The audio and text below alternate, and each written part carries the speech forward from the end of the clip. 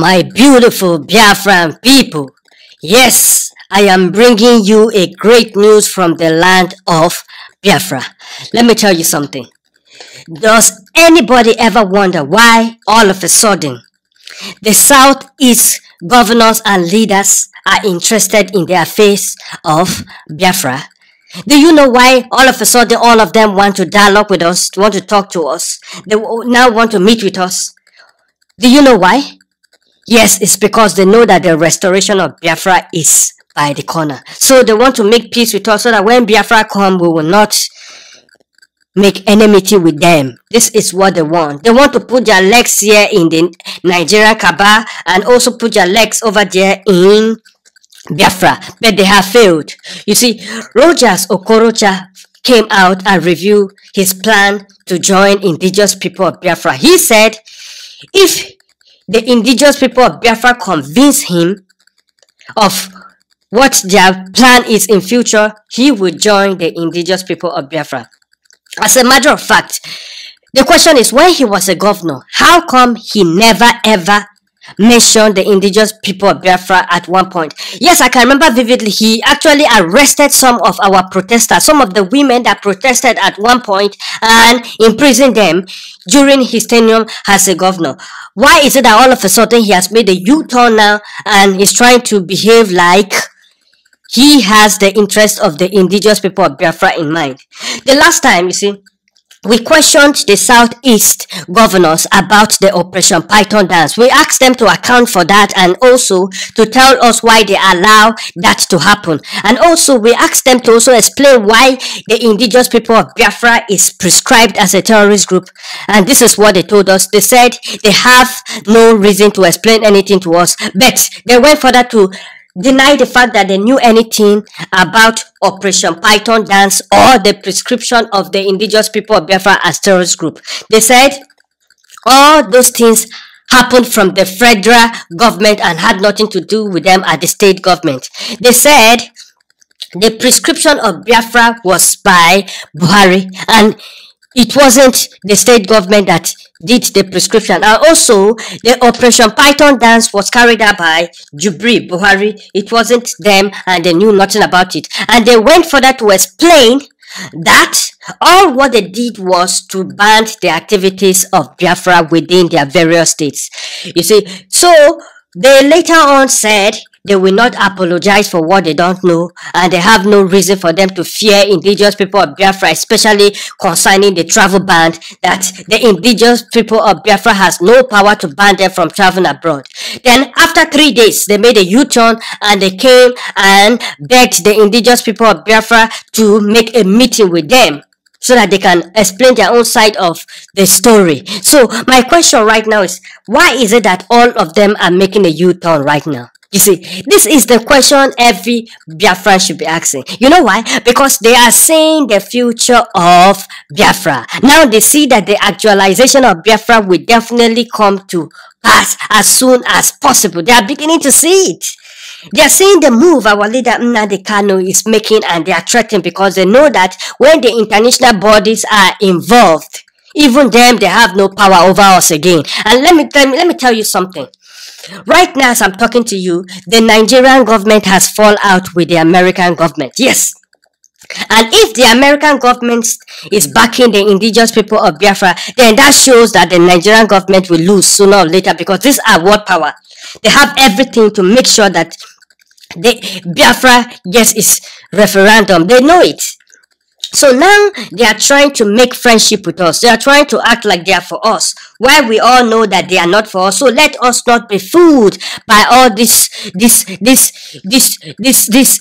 people that are claiming to be for us. Let us not be fooled. I am appealing all Biafrans to watch out. Please, you have to watch out. You have to watch out for what these people are doing. They are trying to play a mind game with us, but we already know their plans. Yes, we already know their plans. In case you don't know, you see, the Nigerian government sent people to spy on our leader during his last meeting with the European Parliament. As a matter of fact, our leader even went to greet them and tell them, thank you for coming. Yes, the Nigerian government are trying everything they can to make sure they intimidate us, they hold us captive, they stop us from trying to do what is right for the freedom of our nation. They even went to a point where Nigeria ambassador to the EU personally called some of the members of the European Parliament that invited our leader to the EU, trying to bully them into cancelling the event, but they failed. When they failed, they had to use another strategy again. Yes, that's when you see them trying to hire lawyers that will intimidate us and put a criminal case against our leaders' head, so that they will use this to back it up when they are presenting their points to the international bodies for them not to get involved with us. But that one too, they failed, because shortly after they hired the lawyer, that was when the United Nations invited our leader to come and explain his own side of the story and what the new Biafra means to the growth of Africa. So you see, the Nigerian government are so desperate because they know what is about to happen. And our southeast governors and leaders also are very, very desperate right now to make sure that they are on our good page. But we are not fooled by their intention. We already know what these people are capable of. So we are very smart. Let me tell you something. When the former governor of Imo State was trying to, deceive us that he's for us, this is what he said. This is one of the things he said. He said, what the indigenous people of Biafra are doing at the moment is jeopardizing the political future of the Igbos in Nigeria. Yes. He said it. Let me quote what he actually said. He said, they are children and looking at what happened to the former Senate president in Germany. The attack is a threat to other political leaders. And how has this solved the problems of the Igbos in Nigeria? Yes, he said it. He also went ahead and said, I don't think the Igbos needs Biafra at this point. It is rather a distraction that is not good for our political future. It might be the reason we are not doing well politically, yet we are adding more danger to it. So you see, these people only care about their political future. They don't care about us. They don't care about what we are going through, the marginalization and everything. They are actually aware of the marginalization of the Igbos in Nigeria, because Rochard even mentioned something like that in his speech today when he was addressing his intention to join the indigenous people of Biafra. He actually said a little bit about marginalization. That shows that they are aware of what is going on. So if they are aware of what is going on, why are they still forcing us to be part of a country that does not see us as human beings? In the first place, why did they marginalize us? Why did they marginalize us? Okay, this is what he said. Let me quote what he said. Has what the indigenous people have been doing corrected the problem of marginalization of Igbos in Nigeria?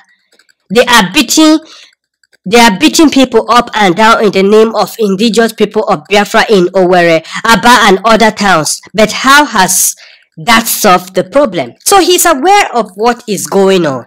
But you see, they care so much about their political, ambition, being the president of Nigeria and all that. And that is the reason why they insist on holding on to power against the wish of the indigenous people of Biafra. So we are not interested. We are not interested in anything connecting to Nigeria. We don't care about their political power. We don't care about whatever they think. All we want is Biafra. So if this man now is coming right now to want to make peace with us, it's because they know what we stand for. They know that what we stand for is going to affect them one way or the other. Yes, he said it too. Let me quote what he said. He said, I have told them to join APC.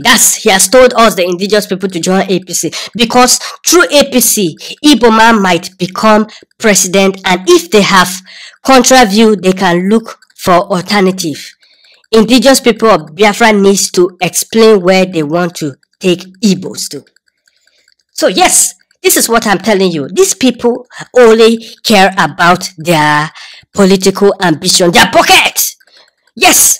They don't care whether our people are starving, our people are dying. Just come to Lagos and see what is happening. That is not on their mind. They don't care about that. All they care about is their political ambition. And they know that we, the indigenous people of Biafra, will never support them. So that's the reason why they are now coming to make peace with us. So we already know their evil plans. It's not like we don't know their evil plans. We know their evil plans and we are ready to show them that we are not fools this time. You see, once bitten, twice shy. This time, we don't want anything to do with Nigeria. We only want our referendum, whether they like it or not.